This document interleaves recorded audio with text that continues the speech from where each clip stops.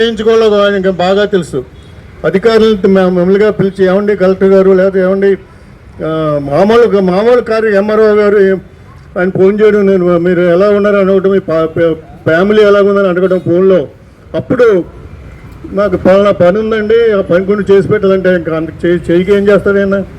కాబట్టి అలాగే పనులు చేయించుకోండి. ఇక బెదిరించి ఎలా ఇంకోటి చేసి చేయడం, బ్లాక్మెయిల్ చేసి చేయడం కాదు. ఆఫీసర్లను మంచి చేసుకుని ఆ మంచితనంతో ఆయన ఎన్నో కార్యక్రమాలు చేయడం జరిగింది. ఆయన కార్యకర్తలకు ఇచ్చే విలువ అపారమైన విలువ. కాబట్టి ఆయన ఆత్మకు శాంతించాలి. ఆయన ఎల్లప్పుడూ కూడా మాకు గుండెల్లో నిల్చుంటానని చెప్పని నేను మనవి చేసుకుంటూ సెలవు. నమస్కారం. స్వర్గీయ బాలయోగి 4వ వర్ధంతి సందర్భంగా ఇక్కడికి వచ్చిన మిత్రులందరికీ కూడా నమస్కారాలు తెలియజేసుకుంటూ, ఇక్కడ వచ్చిన వాళ్ళందరం కూడా బాలయోగి గారి ఆత్మీయతని, బాలయోగి గారి స్నేహమాధర్యాన్ని చదువుతున్నాడు.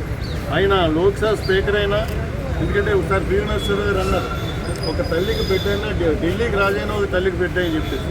అలాగా ఆయన లోక్సభ స్పీకర్ అత్యున్నత స్థానాల్లో ఉన్నా కానీ తన మూలాలను మర్చిపోలా. మన తూర్పుగోదావరి జిల్లాను కానీ, కోనసీమలు కానీ, ఇక్కడ కార్యకర్తలు కానీ ఎక్కడ కూడా మర్చిపోలేదు.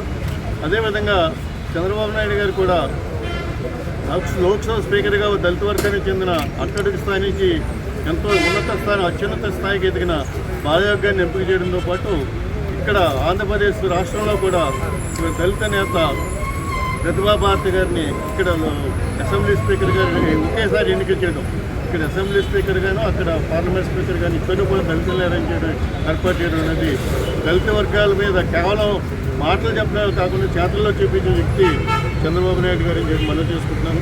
ముఖ్యంగా ఆయన చేసిన కార్యక్రమాలు, ఆయన నిబద్ధతను ఆయన చేసిన కార్యక్రమాలే చెప్తాయి, ఆయన చేసిన అభివృద్ధి పథకాలే చెప్తాయి.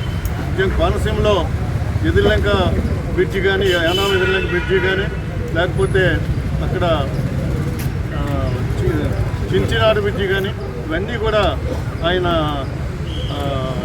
పనితనానికి తాత్కారణం. ఇది ముఖ్యంగా నేషనల్ హైవేని కూడా, కత్తిపూడి గుడివాడ నేషనల్ హైవేని కూడా కోనసీమకుండా వెళ్ళడం కూడా చాలా బాగుంది. ముఖ్యంగా ఇంకొకటి ఏంటంటే కాకినాడ నుంచి కోనసీమకి వెళ్తే రోడ్డు మార్గం కూడా ఏర్పాటు చేయవలసి ఉంది. అదే విషయాన్ని మొన్న ప్రస్తుత ఎంపీ అయిన బాలయోగి గారి సుపుత్రుడు హరీష్ మాధురి కూడా చెప్పడం జరిగింది. ముఖ్యంగా బాలయోగి గారి కళ్ళు పండించాలంటే హరీష్ అని చెప్పిన హరీష్కి, బాలయోగి గారి కళ్ళు పండించాలంటే ఇక్కడ రైలుకు తెరిపించాలి, కోనసీమలో రైలుకు తెరిపించాలి. ఆయన కళ్ళగండకు విషయం అది. ఆయన స్పీకర్ స్థానాన్ని, అత్యున్నత స్థానంలో స్పీకర్ స్థాయిని, ఎందుకంటే చంద్రబాబు నాయుడు గారు మంత్రి పదవిని ఆఫర్ చేశారు. వాజ్పేయి గారు మంత్రి పదవి నాకు వస్తే స్పీకర్ కావాలన్నాడు. స్పీకర్ పదవిని ఆయన ఏం దుర్వినియోగం చేసుకోలేదు. ఆయన కూర్చుని ప్రతి ఒక్క ఎంపీ మినిస్టర్ని కూడా అక్కడ ఆయన దగ్గర పిలిపించుకోవడం, వాళ్ళకి పలానా పని అని చెప్పడం. అదేవిధంగా ఆఫీసర్స్ ఢిల్లీ స్థాయిలో కూడా సాధారణ ఒక ఎంఆర్ఓకో లేకపోతే ఒక మిగతా ఇక్కడ ఆఫీసర్స్, స్థానిక ఆఫీసర్లకు ఆయన ఫోన్ చేయడం. ఆయన ఫోన్ చాలా ముందు కుశల ప్రశ్నలు అడిగేవాడు.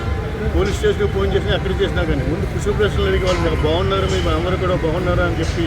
అప్పుడు తనకు ఆ పని తన సొంత పని కాదు, ముఖ్యంగా కార్యకర్తలు పనులు చెప్పడం అనేది ఆయన చేసేవాడు.